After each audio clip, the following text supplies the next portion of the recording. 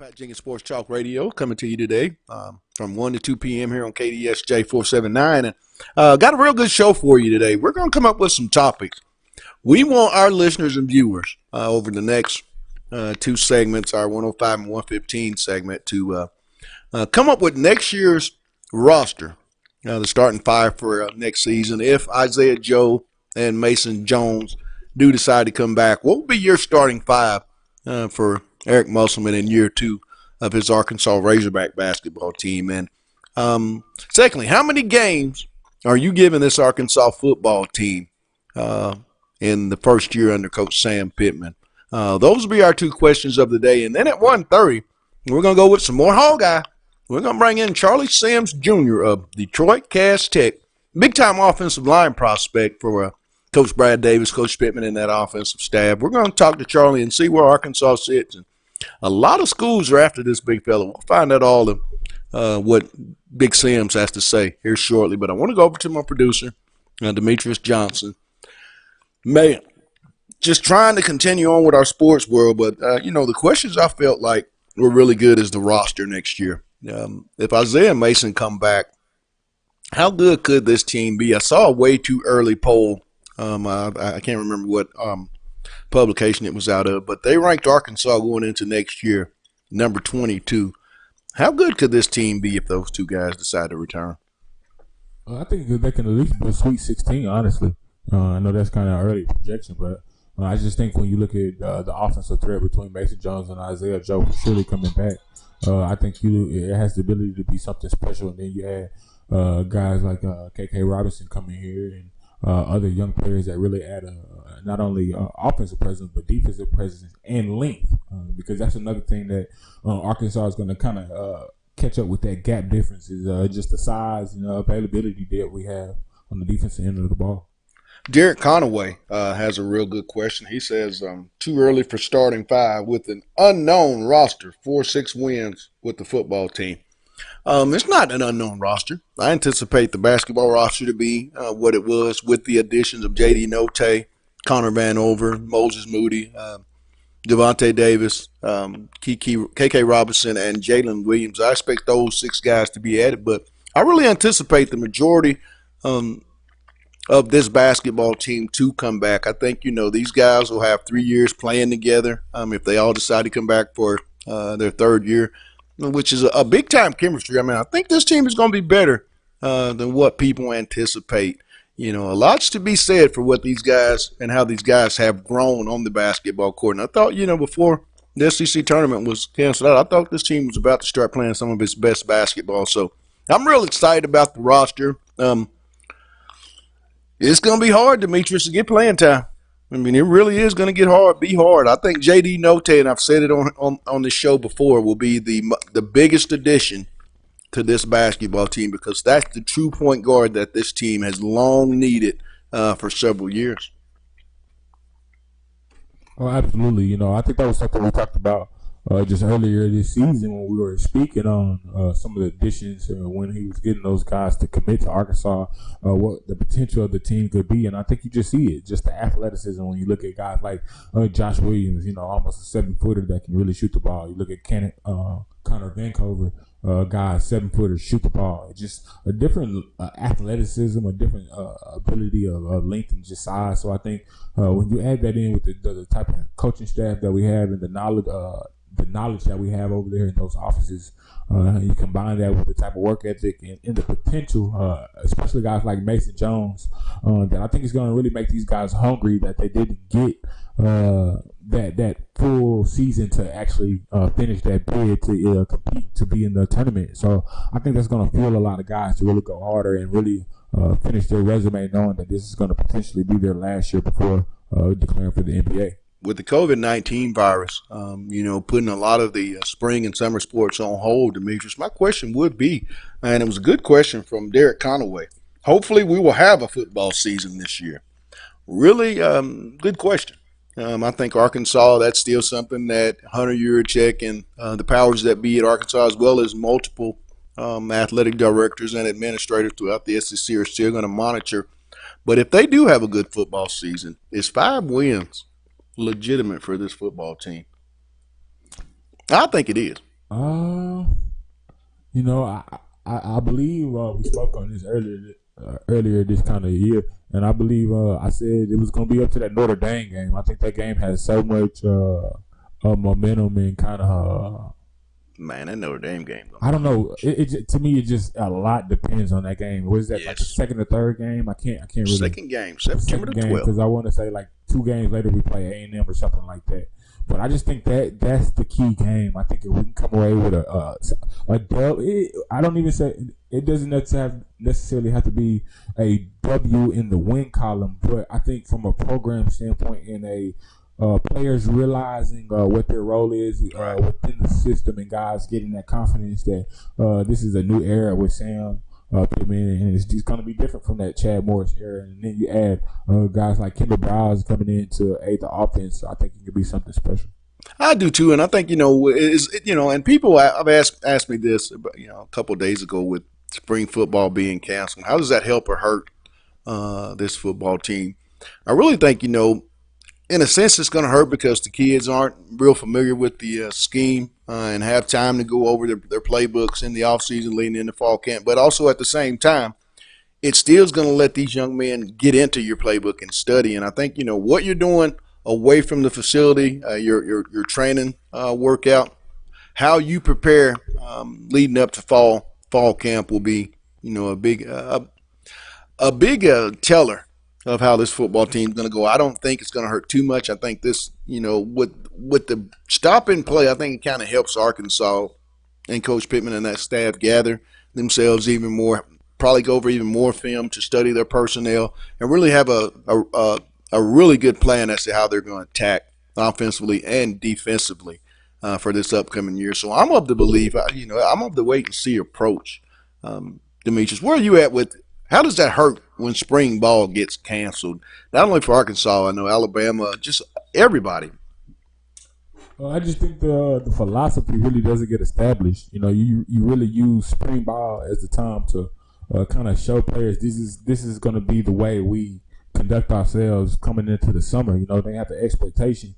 And I think, guys somewhat have the expectation with the indoor workouts, but you just don't really get that full experience without the pads on, because that's really when you find out where the dogs are, especially with your freshmen and guys are early enrollees, I should say. That's when you really find out where you can go, and then you find out as a new head coach who you can get rid of going into the summer. I hate to say that, but it gives you kind of assessment from a physical standpoint and a actual football standpoint of how to assess kids, because sometimes you can do workouts without those shoulder pads as far as running, jumping, skipping, lifting weights, and that player can look like the ideal football player. But then when you get those pads on and you're going to the ground and it's full contact, you see a different side of those people. So I think as a head coach, it's really difficult to really gauge who your dogs are going to be and who your kind of like leaders are really going to be through adverse times when you get the full simulation of the game. Nick Lee says Arkansas will not beat Notre Dame, but then Larry Brown comes back and says, I hope we play Notre Dame. And then Nick asks the question, film. Each player has a playbook, either the offensive or defensive playbooks. I'm sure of, and they'll go home and study the playbook. So when they do, come back into the building and go through meetings, you'll have somewhat of an understanding. When you hear that, right? where you're supposed to be, what position, some of the schematic talk, some of the language. I think that's going to be something really big. Well, Pat, that rain coming down. Oh, absolutely. It's raining like crazy here in Fayetteville, Arkansas. Another question I have to you, Demetrius, and I think this is a real big one. A lot of people say, like Nick, Arkansas won't win, and Notre Dame. Notre Dame is going to be the second game of the season, right following the Nevada game. And I want people to understand that when you're in a game of that magnitude, Arkansas will have no film on Notre Dame and vice versa. And that's a game that could go either way. I mean, they'll be breaking in there at Notre Dame, a new offensive coordinator. The one thing I think Arkansas has is, that you have to feel good about is that Sam Pittman, being the offensive line coach, had played at Notre Dame and had Notre Dame come down to Georgia. So, he'll kind of be able to, explain to some of his ball club just the atmosphere and what to expect on that given Saturday.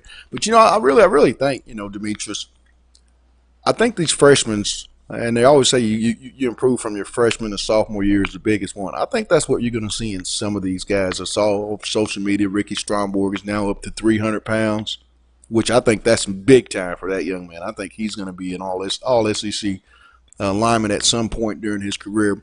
What do you think about all that?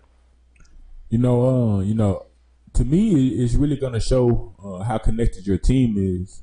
Because I think this, although they aren't physically on the field, I think this gives a chance for teams to really bond in a different kind of way. You really figure out who's for the team. Guys texting and checking up on each other. I know gaming is big. Guys, playing, Madden online. People may think that's small and insignificant when you're talking about playing sports. But I think chemistry outside of football is huge. Especially when you talk about new programs and new teams and just communication along the board. I think it gives guys, again, a chance to really figure out who's for me and who my true brothers are, just especially with this virus going on. So I think it gives guys just a chance to really bond and do different things to really just interact and still build that team chemistry. Well, we're going to take a real quick break for about 2 or 3 minutes, and then we're going to come back, talk a little more, and then at 1:30, our man, Charlie Sims Jr. from Cass Tech in Detroit, Michigan. He'll be in to tell us about his interest in the University of Arkansas and Coach Sam Pittman and the Razorbacks. All that's coming up. It's On the Hill with Pat Jenkins on KDSJ 479. Let's get it.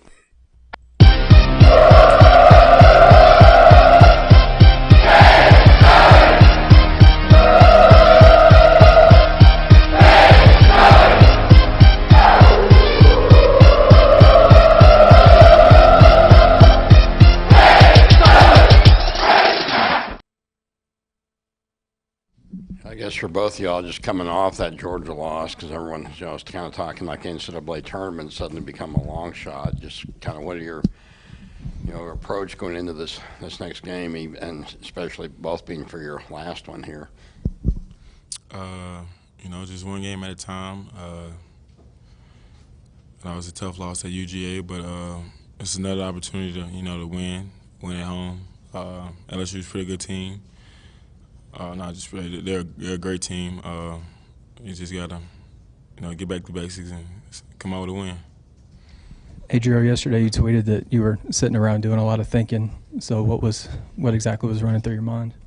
Just Razorback Nation, man. Welcome back. It's On the Hill with Pat Jenkins, Sports Talk Radio. Momentarily, we'll have Charlie Sims Jr., big-time offensive tackle, offensive guard prospect for the University of Arkansas, lead recruiter.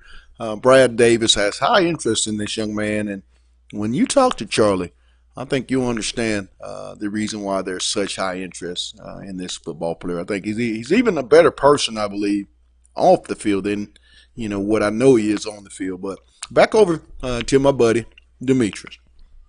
Now, in a perfect world, Arkansas, they're going to open up with Nevada. Then you go to Notre Dame. I think Mississippi State is in there before A&M. You have Alabama, LSU, all in that for I think first 6 or 7 games you play those opponents.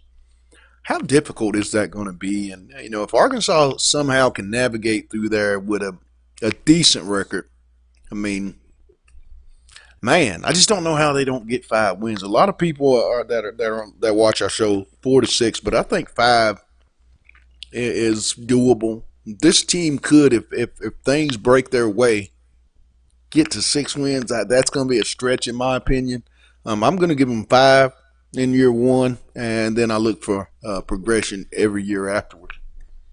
Yeah, I think when you look at just kind of me going off the top of my head, I'm trying to pull the games up real quick. But even when I look at just Mississippi and Mississippi State, those are 2 games that I automatically kind of give Arkansas a 50-50 chance of winning. I think it's going to be due to preparation, and I think Sam is going to have these guys over prepared for year one going in, because a lot of people don't know. I think really what the motivation for Sam is it's not about money. Right. And he showed guys that it wasn't about money when he said, I don't need a buyout because I don't plan on leaving. That's how Right. you know it's not about the money. He's made money. To me, he's here to prove and put Arkansas back in a golden age, or as closest to it possible that he can get. So if somebody does follow up behind him, they're in a better position to take Arkansas to another level. I think Sam Pittman is that committed. And when you have guys that aren't doing what they do for the love of money, I think you get a different result, and it's going to be a different relationship with these players, and players are going to see that. So some of these 50-50 games aren't really 50-50 Right. because I know the type of mindset these players are going to have playing for Sam Pittman. And that's huge when you're playing the game of football, just willing to run through a brick wall for your coach. And I think Right. Sam Pittman is really going to have these guys juiced up and eager. So, again, just me looking at the schedule, I see them beating. I mean, you look at Nevada, you Nevada. think, but that's not going to be an easy one. No, not at all. But I still think Sam Pittman has been around the SEC so Right. much. He has that badge of we're the SEC and you're outsider. And, Right. and the SEC, being in the SEC conference, you should be the superior team. And I think Sam Pittman takes on that mindset. And I think you can see that with the type of guys he's recruiting. We should be superior than these guys, no matter what conference they are outside of the SEC. So Right. I think that's going to be contagious from a mindset and confidence perspective. I really agree with you. I think if Arkansas can somehow go to Notre Dame in week 2 of the season, and if not win, play really, really well and come out with a lot of positive, I think that's going to, bode well for this team. Like I said, I really anticipate that Trey Knox will be even more effective than what he was in year one. Traylon Burks as well.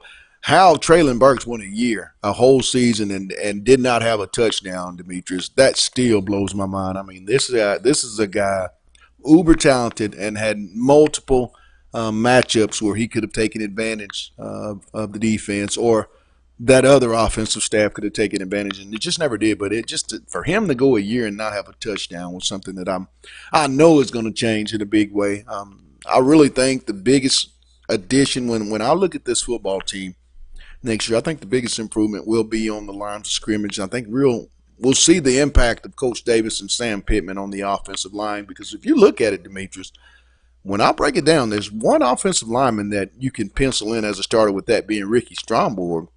And the other ones, I think it's going to be, with these new guys, when you bring in Jalen St. John, Marcus Henderson, and Ray Curry, these are going to be 3 individual freshmen that are going to come, and they're looking to get on the football field in year one. So I think competition in that position and physicality, Demetrius, is really what I think is going to stand out. I think the offensive line will be quite considerably more physical than what they have been here over the last 3 or 4 years.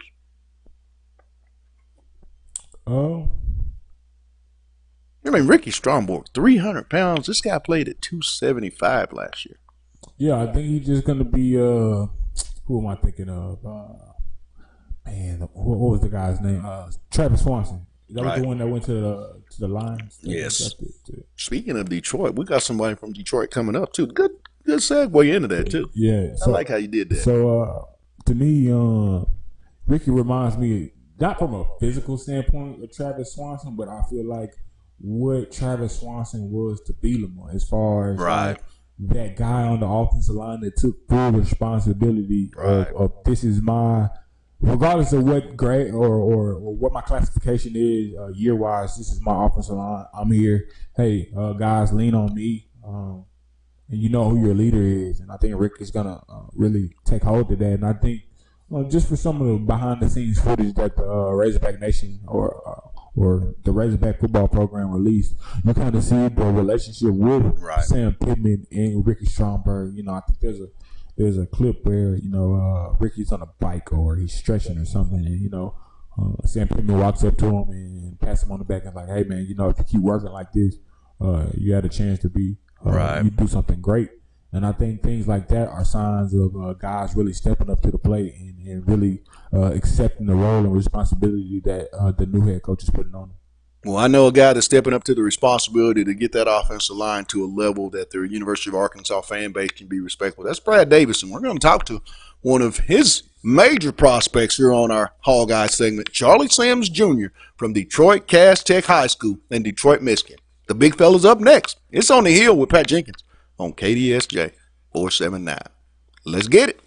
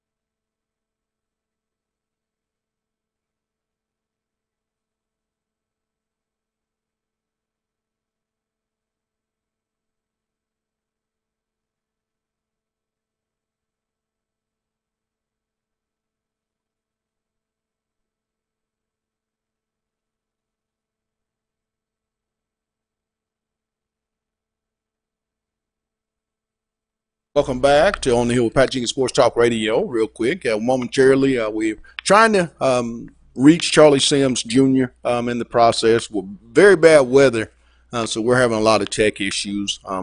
So what I think we're going to do is we're going to close it out because the weather, here where we're at, I mean, there's a lot of serious tech issues that we're dealing with. So we're going to call it today. We'll be back tomorrow with a lot more of our Hall Guys segment. We'll have Charlie Sims Jr. on and much, much more in our Friday edition. But that's going to wrap it up for us here today. We want to give a shout out to the sponsors, Lindsay and Associates, Locomotion, Corey Beck's Custom Painting, and KDK's Chicken. Go out and catch them at 989 South Razorback Road. Get that chicken and waffles. It's the best in the South. But we're going to cut it short today due to weather and tech issues. But you guys be safe, and we'll be back tomorrow. It's been On the Hill with Pat Jenkins on KDSJ 479. You guys have a blessed one, and let's get it.